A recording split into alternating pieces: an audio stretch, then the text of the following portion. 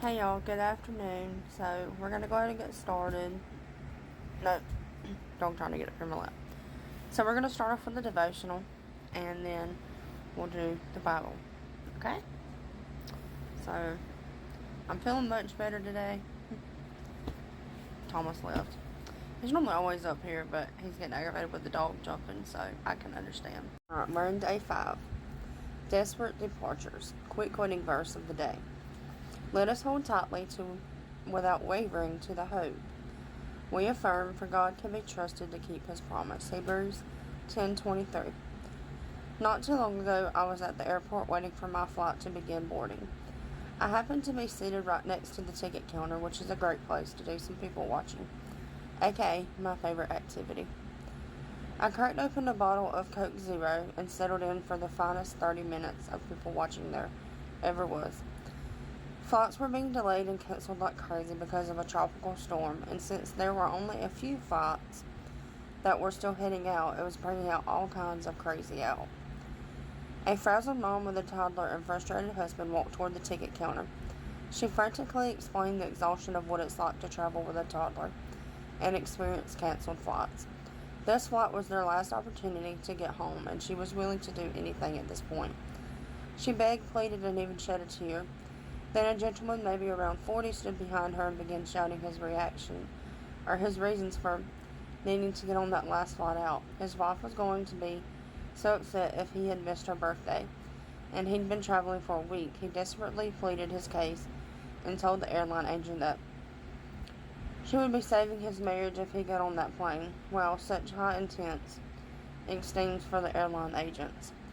But then this little elderly woman came up walking, pushed her way past all of the passengers pleading their cases, and banged her head on the counter. She said, "You listen to me, young lady. I'm getting on that plane whether or not you give me a ticket. I want to go home." With wide eyes, the airline agent told the woman she would need to calm down and step to the side, or she would have to call security. So the woman stepped to the side but continued to shout her demand. I don't know how exactly an airline determines who gets to squeeze on that last flights out, but I'll tell you something. Either that woman won the plane ticket lottery, or that agent just didn't want to deal with her anymore. She was handed the golden ticket and made her way onto the flight. We all react differently to desperate situations, and what we're about to see in Naomi, Ruth, and Oprah were no different. Naomi and her daughters-in-law prepared to leave the land of Moab because she had heard in Moab that the Lord had paid attention to His people's need by providing them food. She left the place where she had been living, accomplished by her 2 daughter-in-laws, and traveled along the road leading back to the land of Judah. Ruth 1, 6, and 7. Okay, wait, let's go back for a second. Remember when we were trying to figure out the logic behind Elimelech's decision to move to Moab? What does verse 6 say Naomi heard? So let's reread it. Naomi and her daughters-in-law prepared to leave the land of Moab because she had heard in Moab that the Lord had paid attention to His people needing providing them food. So it was by providing them food. There's certainly a hint that maybe they moved to Moab because they just didn't need to thank God what was going to come through.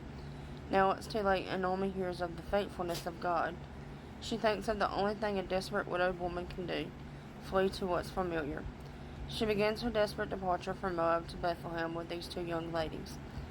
Read Ruth 1, 8, and 9. After they have already begun their journey, what does Naomi say to the girls? So Ruth 1, 8, and 9 says, Then Naomi said to her 2 daughter-in-laws, Go back, each of you, to your mother's home. May the Lord show kindness to you as you have shown to your dead and to me. May the Lord grant that each of you will find rest in the home of another husband. Then she kissed them, and they wept aloud. Why do you think Naomi intentionally made this decision to send the girls back to Moab? Check the answer that best fits your viewpoint, or write your own. So, it says there's 3 options. The sight of these 2 girls reminded her too much of the pain she had from losing her husband and her sons. She was too afraid of being responsible for them. Naomi wanted to be alone in her grief. I honestly think it was a little bit of both, but that's just me. You can comment your own or whatever you think. If you want to share, you don't have to. A few verses down, we start to see Naomi process her decision with the girls. She says things like she's old, she can't have more sons. Even if she did, the girls would be too old for them. But then in verse 13, we see the real reason surface. So Ruth 1:13 says, "No, my daughters, my life is much too bitter for you to share because the Lord's hand has turned against me." She's mad at God, really mad. She's shaking her fist just like that little elderly woman at the airline counter. Excuse me, I can't talk today for some reason. Describe a time when you have been angry with God. You don't have to share, you can if you want to. Naomi's anger, hurt, and disappointment is making her want to quit these two girls. Oprah is the first to make her decision. Ruth 1:14, again they wept loudly, and Oprah kissed her mother-in-law. She goes back to her family, back to Moab, back to her God, and we never hear about Oprah again, but Ruth clung to her, Ruth 1:14. When I read this part of the story, I immediately thought of our quitting verse. Hebrews 10:23.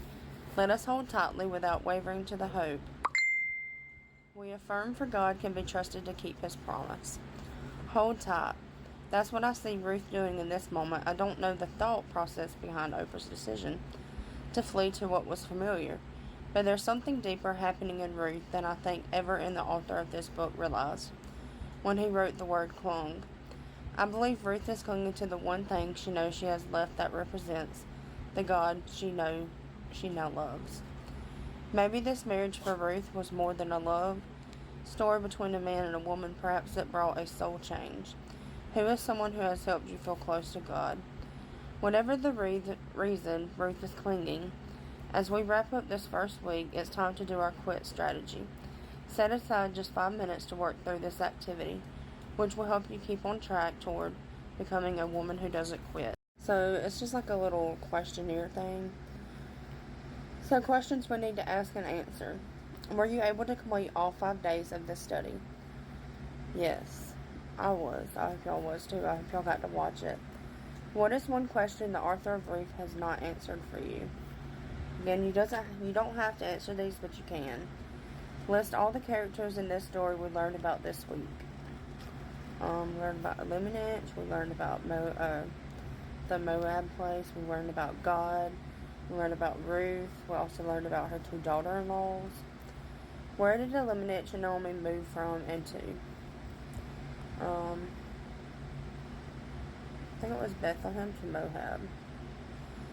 List at least 4 life-altering events that we saw happen this week. A marriage, I think if I'm right, funerals. I'm going to try to make it short so I can fit it all in one. 1. Into the promise. You studied 5 quitting verses this week.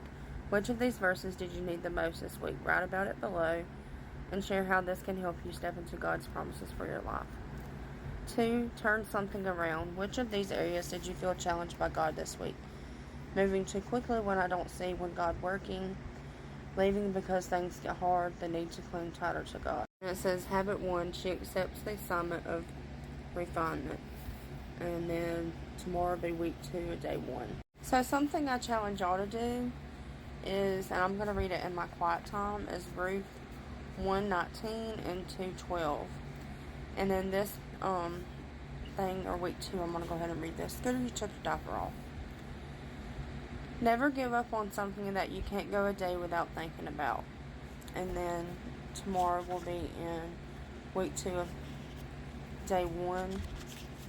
And it'll be what the saying, the quitting verse, the stories, and stuff like that. So next we're going to go ahead and do the Bible. I hope y'all have enjoyed this book. We have still a few more weeks, or at least 2 or 3 weeks in this book. I'm not sure. But Jesus loves y'all, and I love y'all. And